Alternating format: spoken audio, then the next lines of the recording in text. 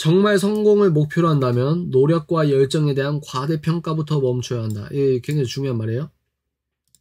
성공에 영향을 미치는 경쟁 요소들은 무척 다양하다. 이게 4주 동안 우리가 배웠습니다. 여러분들의 입체적 어떤 사고관으로 성공을 바라보는 인사이트 텔러가 된 거죠.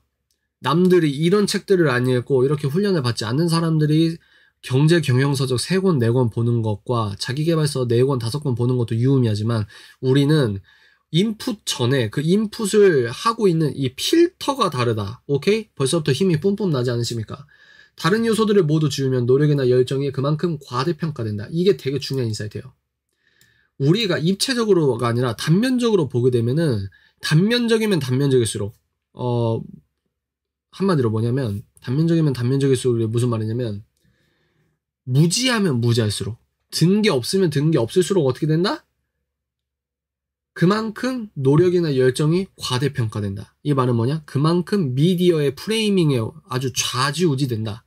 자기의 사고력으로 생각한다고 착각을 하지만 든 게 없으면 뭐다? 세상을 단면적으로 본다. 그러니까 미디어에 속는다. 유튜브든 방송국 주류 언론이든 뉴미디어든 화면에서 보여주는 것만 휘청휘청하면서 속게 되는 겁니다. 성공과 멀어지는 거죠. 이러한 접근의 문제점은 다른 요소를 활용한 경쟁을 부정하면서 현실과 동떨어진 경쟁을 하도록 부추긴다는 것이다. 이게 나쁜 거죠.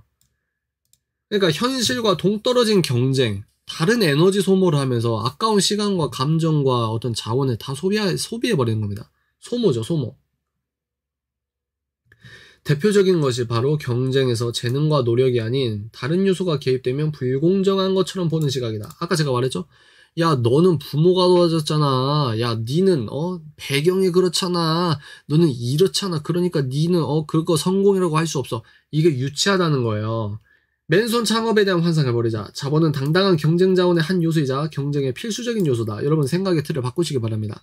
자본이 많다면 그만큼 경쟁을 유리하게 이끌어갈 수 있다는 것이 사실이다. 유리한 것이 불공정한 것은 아니지 않는가? 뼈를 때리죠. 다시 유리한 것이 불공정한 것은 아니지 않는가? 기가 막히게 잘생겼어. 내가 여러분 장동건 얼굴이야. 그러면 제가 그냥 유튜브 켜가지고 한마디 안 하고 맨날 그냥 카메라 멀뚱멀뚱 쳐다봐도 내가 생긴 게 원빈이고 장동건이면 100만, 200만 유튜버가 되지 않을까요? 근데 제가 그렇게 잘생기고 노래 아주 기깔나게 잘하고 아주 막 쉽게 돈 버는 것 같은 그런 애들을 본다고 그게 불공정한 거예요? 아니에요. 걔네들은 그런 거에 재능이 있는 거고 시장은 그런 재능에 반응을 하는 거고 그런 겁니다. 그런 거. 자본은 공격적으로도 활용할 수 있지만 기본적으로 사업에서 발생하는 엄청난 변동성을 견딜 수 있다는 안정성을 준다는 점에서 매우 큰 강점을 가진다. 돈이 주는 안정성. 뭐 우리가 다 알고 있는 거죠. 한편 많은 자본으로 경쟁을 한다면 그만큼 리스크에 노출된 자본도 많게 손실도 비례해서 늘어난다. 이런 게 중요한 겁니다. 그러니까 공산주의자들, 그 공산주의 다른 애들 연필 공장 예를 들면서 노동자들만 중요하다고 얘기하는데 걔네들은 뭘 모르는 거죠? 야, 노동자들은 그냥 하는 일만 해가지고 월급 타가하면 되지만 그 공장 지을 수 있는 오너의 리스크, 왜 공장 지어서 연필 공장 만들었는데 망하면은 그 빚을 너는 감당 안 하는데 이 경영자가 그 빚을 다 감당해. 전기세 내야 되죠. 그리고 연필 공장, 라이벌 공장들이 많으니까 신제품 개발해야 되죠. 신제품 투자해야 되죠. 리스크, 모든 리스크를 감수하는데 그거는 돈으로 환산을 안 한다 이 말입니다. 그것처럼 많은 자본으로 경쟁하면 무조건 이긴다 이게 아니고 그만큼 리스크에 노출된 자본도 많다. 그러니까 불공정하다고 생각하지 마라. 우리 스테레오 타입을 깨는 겁니다. 그래서 여기서 또 뭐예요? 인적 네트워크도 마찬가지다. 너 인맥, 너 서울대 인맥이야? 그게 자본이죠. 그게 자본. 안 그렇습니까 여러분? 서울대 인맥이 자본이죠. 연세대 고대 인맥이 자본이죠. 하버드 동문 그게 자본이죠. 그게 왜 자본이 아닙니까? 그거를 당당하게 드러내라 이 말이에요. 오케이? 제가 여러분께 화를 낸 건 아닙니다. 매우 큰 힘이 된다. 그래서 우리가 마켓컬리 그 사람 민사고 나오고 미국에서 힐러리 클린턴 나왔던 그 명문대학교 나왔는데 걔가 어떻게 그분이 어떻게 갔습니까? 자본이 어떻게 같아요. 그런 이야기입니다. 자, 주마등처럼 지나가시죠. 2주차 배웠던 거, 1주차 배웠던 거 막 지나가시죠. 그리고 여기에서 중요한 거 여러분 뭐가 하나 나왔습니까? SNS가 나왔다. 여러분들이 창업을 하건 동네에 카페를 하나 창업을 한다 하더라도 지금은 인스타그램이나 여러분들 유튜브나 뭘 하나 해야 됩니다. 유튜브에서 어떤 카페 주인이 노래를 아주 잘해요. 그거 아세요? 카페 주인인데 노래를 아주 잘해가지고 오픈 전에 아이유 노래를 따라했나? 누구 노래 따라했지? 아, 백예린 씨 노래 따라했다. 백예린 가수 아시죠? 백예린 노래 따라해서 그걸 찍어서 올렸는데 그게 조회수가 대박 났어요. 그러면은 유튜브를 영상을 안 올린 카페 주인보다 매출이 높을 가능성이 왜 안 높겠습니까? 그리고 내가 카페 주인인데 예뻐. 아니면 내가 훈훈하게 생겼는데 옷 패션 감각이 뛰어나. 그러면 인스타그램 계정 하나 만들어가지고 카페 주인으로서 나 계속 셀카 찍는 겁니다. 그리고 카페 태그 계속 하는 거예요. 그러면은 인스타그램을 하지 않는 다른 카페보다 왜 성공할 수 있는 가능성이 적겠습니까? 많으면 많았지. 제가 뭐라고요? 이런 사람들은 내가 서울대 안 나와도 SNS에서 SNS 시장에 반응하는 그 시장, 그 트렌드가 바뀌었기 때문에 트렌드가 바뀌었다는 건 성공 요소가 바뀌었다는 거거든요. 그러니까 그런 빈틈, 성공의 빈틈에서 SNS와 유튜브와 인스타그램과 여기에서 성공할 수 있는 요인들이 빵 뜬 사람, 그게 누구야? 스타일 난다. 우리가 배웠잖아요. 스타일 난다. 동대문에서 옷 떼서 얘가 그 지하상가 매장 얻으려고 하다가 인터넷 쇼핑몰 해가지고 대박난 거 아닙니까? 6천억으로 매각됐다고 하지 않았어요? 지금 4천억이긴 하지만. 로레알인가요? 4천억에 매각됐다. 뭡니까? 성공의 빈틈에서 성공할 수 있는 요인들이 있는 겁니다. 그게 왜 자원이 아닙니까? 자본이 아닙니까? 이 말을 하는 겁니다. 그러니까 여러분들도 여기 보세요. SNS 저도 마찬가지입니다. 제가 유튜브를 안 했으면 여러분들을 만났을까요? 그런 걸 한번 생각해 보십시오. 제가 유튜브를 안 했으면 여러분 만났을까요? 그러니까 SNS를 통해서 학연, 혈연, 지연을 넘어선 새로운 인적 네트워크가 형성되고 여기에서 공동구매해가지고 한 달에 1억을 벌어? 그러면 그거 손가락질 하지 마시고 그 사람은 그게 이 시대에 요구하는 성공 요인인 겁니다. 그러니까 나쁘게만 볼 수 없다. 나쁘게만 볼 수 없다. 옛날에는 아이고 인스타 파리 막 이러잖아요. 막 비하하잖아요. 근데 그게 1년, 2년 됐는데 하나의 산업이 됐어요. 그게 뭔지 아세요? 라이브 커머스입니다. 라이브 커머스. 라이브 커머스 시장이 엄청나게 커지는 거 아세요, 지금? 그러니까 무시만 하고 손가락질 하는 사람은 그런 수준으로 계속 사는 겁니다, 그냥. 근데 계속해서 도전하고 시도해보고 그런 사람들이 뜨는 거예요, 그런 사람들이. 왜? 사람들이 몰랐단 말이에요. 기업들이 올리브영이 아무리 매점 입고해도 사람들이 안 사면 안 팔리는데 인플루언서라고 하는 애가 라이브 방송 켜더니 자기 상품 딱 했는데 몇 초 만에 몇백만 개가 다 매진됐어. 그러면서 이 기업가들이 눈을 뜬 거예요. 야, 인스타 팔이고 뭐고 필요 없다. 얘네들이 진짜 영향력이 대박이다. 이러면서 이 사람들한테 상품 주고 광고하고 이게 아닙니까? 그러니까 정용진 사장이 심심해가지고 쓱을 인수해가지고 야구팀 인수해가지고 정용진 사장이 심심해서 그렇게 인스타그램에 사진을 올리는 게 아닙니다, 여러분. 읽어보십시오. 1분 만에 1억 원어치 완판. 인플루언서의 힘 믿는 레페리. 레페리가 누구지? 인플루언서 전성시대다. 여러분 이게 현실이에요. 이게 현실. 이게 현실이라고요. 제가 이 말을 왜 합니까? 이 사람은 뭐래요? 유리한 것이 불공정한 게 아니다. 그리고 제가 아까 뭐라고 했어요? 기술과 환경이 바뀌기 때문에 메가 트렌드가 바뀌기 때문에 트렌드가 바뀌는 그 간극의 성공의 틈이 벌어지는데 여기에 들어가가지고 성공한 사람들이 있다고요. 그러니까 아는 만큼 보여야 되는데, 그러니까 기독교인들이 너무 안타까운 게 뭐냐면 자기도 세상에 살고 자기도 돈 벌려고 하는 자기의 관점의 어떤 시각은 잃어버려요. 미혹된 거지. 근데 이런 이야기를 우리가 하나님의 영광을 위해 소금과 빛의 역할을 하자, 이런 얘기를 하면은 성공 너무 세속주의 아닙니까? 이런 수준입니다. 이런 수준. 그래서 제가 1주차 때 그거를 비판을 많이 했잖아요. 그거를. 경쟁은 총력전이다. 똑같죠? 이 말도 똑같죠? 그래서 제가 여러분 마태복음 25장 24절에서 25절 보십시오. 그런데 한 달란트 받은 사람은 와서 주인님, 저는 주인님이 아무 수고도 하지 않고 남이 심고 뿌려놓은 것을 거둬들이는 지독한 분으로 알았습니다. 이게 아마 24절일 거예요. 그래서 저는 두려워서 주인님의 돈을 땅속에 묻어두었다가 가져왔습니다. 보십시오. 주인님의 돈이 여기 있습니다. 이 한 달란트 받은 자의 게으름과 이 악함이 뭐냐면 이겁니다. 저는 주인님이 아무 수고도 하지 않고 남이 심고 뿌려놓은 것을 거둬들이는 지독한 분으로 알았습니다. 이게 뭐냐면요. 이게 사회탓하는 거잖아요. 사회탓. 근데 그겁니다. 야, 너는 그건 너가 성공한 게 아니지. 넌 이것도 있고 저것도 있고 저것도 있잖아. 이거요. 1달란트 받은 자가 야, 5달란트. 야, 너는 5달란트 받았으니까 성공할 수 있는 기회가 있는 거지. 이거랑 똑같은 거라고요. 그러니까 제가 여기서 말하는 거 뭐냐면 여러분들이 갖고 있는 고정관념을 깨고 새로운 유의미한 도전을 적극적으로 해 나가시는 게 굉장히 중요하다라는 말을 해드리는 겁니다, 지금. 그러면서 복음전 마무리는 뒤에 해드릴 거예요. 해도 되는 실패와 해서는 안 되는 실패. 여기서부터 이제 중요한데요. 319쪽부터 중요한 부분이 많이 나오거든요. 한번 보도록 하겠습니다. 해도 되는 실패는 뭐냐? 쉽게 말해서 그거예요. 너가 얻을 수 있는 실패는 해도 된다. 다시, 너가 실패를 해도 너의 자원 자체가 없어지지 않고, 유의미한 짜잘한 어떤 자원의 획득이 된다? 경험의 획득이 된다? 그러면 그런 해도 되는 실패인데, 해서는 안 되는 실패는 뭐냐면, 회복 불가능하게 너가 앞으로 뭘 할 수 있는 이 여건 자체를 없애버리는 거는 절대로 하면 안 된다. 이런 얘기를 하는 겁니다. 해도 되는 실패랑 결과 자체가 실패일 뿐. 뭐야? 결과 자체가 실패다. 과정은 성공이다 이거죠. 그 과정에서 전보다 더 많은 경쟁 자원을 획득하거나 경쟁 자원의 상실이 없는 실패를 말한다. 즉, 겉으로는 실패일지 몰라도 성공 확률은 증가하는 경우다. 한번 읽어볼까요? 경쟁 자원의 상실이 없다면 다시 도전하고 시도했을 때 전과는 다른 결과를 얻을 가능성이 높다. 여러분 이거 밑줄 그십시오. 또한 실패하는 과정에서 경쟁 자원을 더 획득할 수 있었다면 다시 도전했을 때 성공할 가능성도 그만큼 증가한다. 이게 대표적인 예가 뭘까요? 대표적인 예가 뭘까요? 11조 100만 원을 할 거야 이겁니다. 쇼미더머니.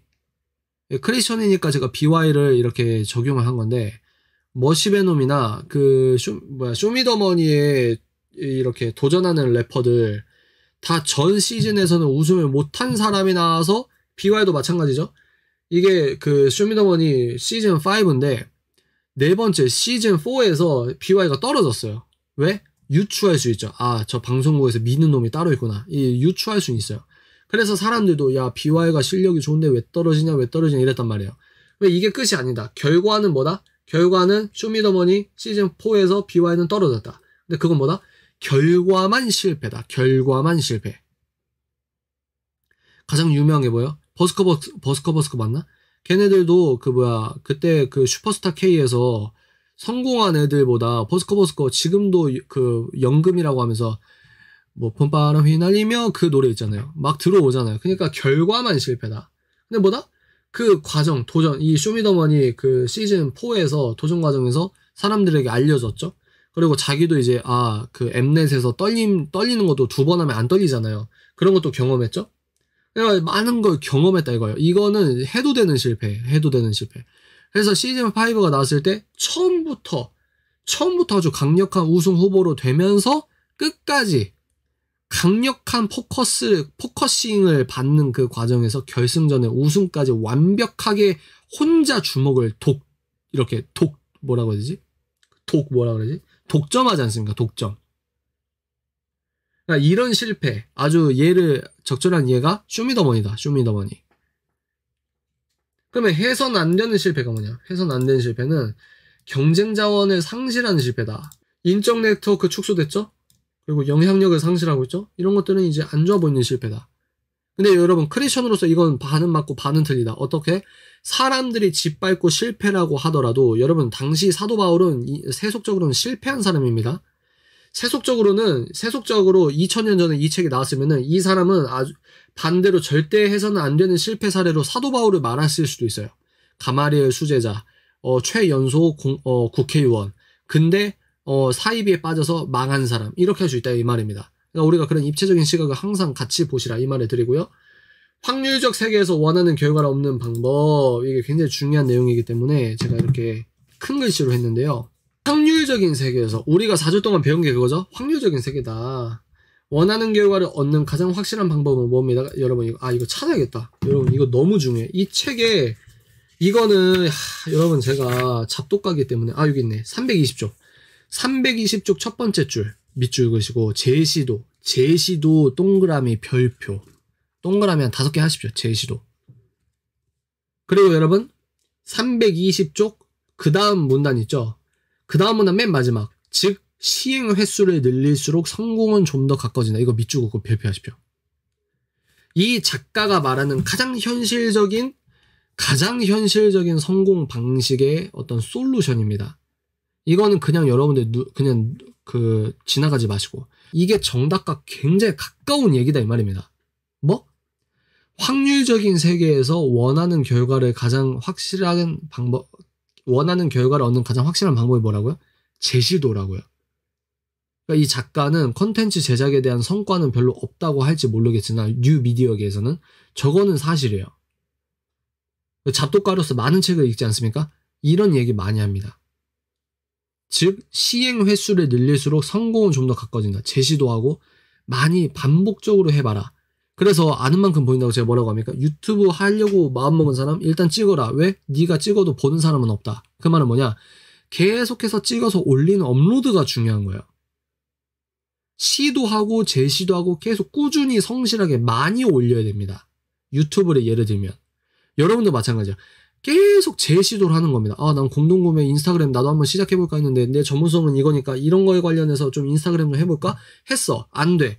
그렇게 빨리 속단하지 마시고 아니면은 그러면 다시 시도해보자 하고 인스타 계정을 하나 더 만들어 보신다든지 계속해서 시도해보라 이겁니다. 제시도. 이게 이 책에서 여러분께 드릴 수 있는 가장 확실하고 현실적인 성공 방식이라고 생각합니다.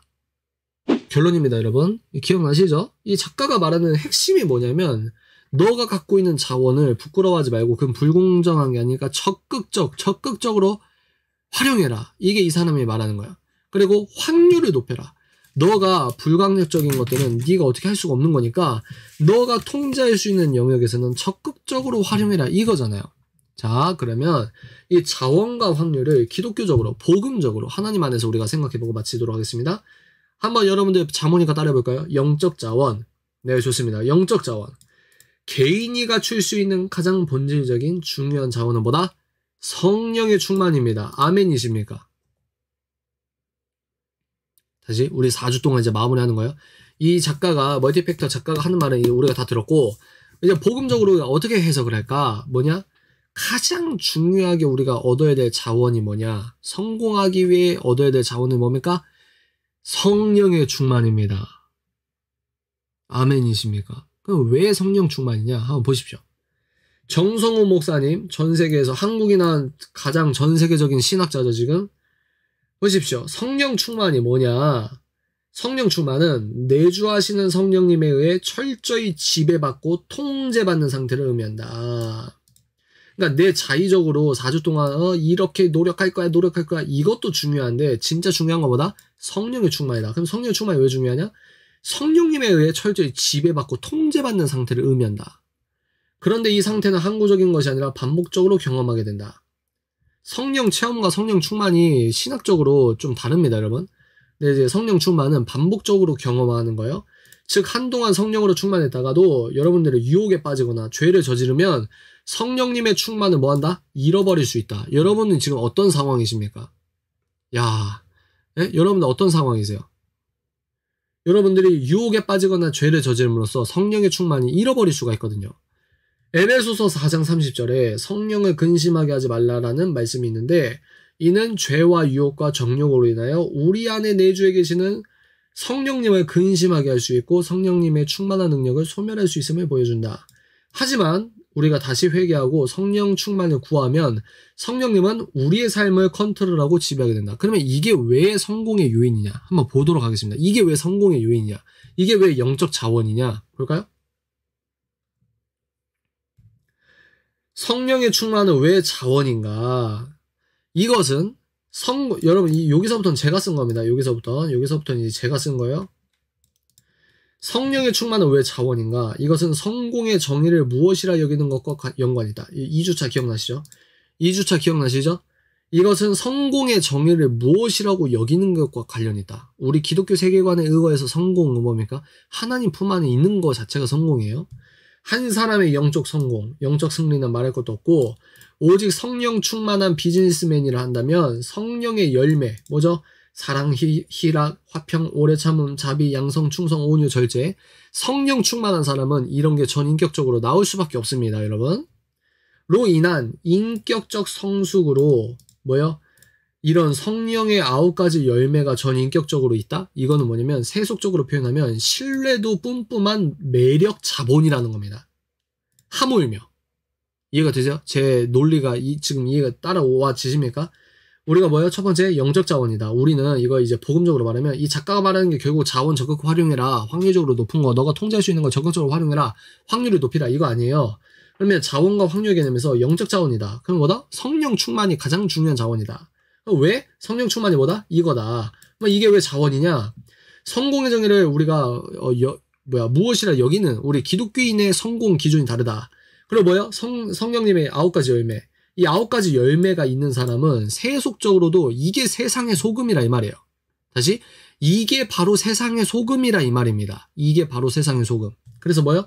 이 9가지 열매로 인한 인격적 성숙으로 이어져 소금의 선순환 구조로 이어질 가능성이 농후하기 때문이다. 하물며 성령 충만의 이 9가지 열매가 전 인격적으로 체화되고 체득되면 어떻게 된다고요? 세상에 나가서도 필요한 사람이 될 수밖에 없다는 겁니다.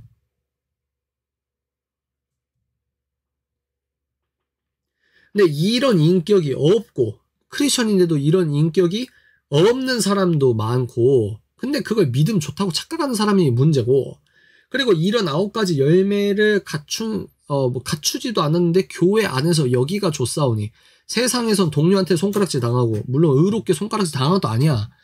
일도 못하고 근데 뭐만 하면 종교적으로 해석하고 짜증나잖아요. 할 일이나 제대로 하고 그러든지. 근데 세상의 소금과 빛의 역할도 아니야. 그러면 그 사람이 만약에 세속적인 어떤 창업을 한다 그래도 성공할 수 있는 확률이 높겠습니까, 여러분? 생각을 해보세요. 하물며 예수님 안 믿는 사람이 창업하기 전에 얼마나 사전조사를 얼마나 철저하게 하는지 아십니까? 사랑, 희락, 화평, 오래 참음, 자비, 양선, 충성, 온유, 절제. 우리 성령 충만한 이 크리스천 비즈니스맨들이 이것 자체가 이런 성령의 9가지 열매 자체가 신뢰도가 높은 매력 자본이다. 그러니까 이 세상 속으로 들어가면 들어갈수록 이게 어떻게 소금의 선순환 구조가 안 되겠습니까? 이게 성령 충만이고 아까 제가 독서 자원 말했죠? 위에서 말한 바 한 사람이 갖고 있을 수 있는 선천적인 자원을 넘어 그러니까 내가 얼굴이 못생겨서 어떻게 근데 여러분 반대로 생각해 보십시오. 얼굴은 예쁜데 머리가 텅텅 빈 사람 얼굴은 잘생기고 키도 막 크고 너무 막 패션 모델이고 너무 대단한데 입 열면 개념이 없어서 너무 깨. 그게 뭡니까? 이해가 되시죠?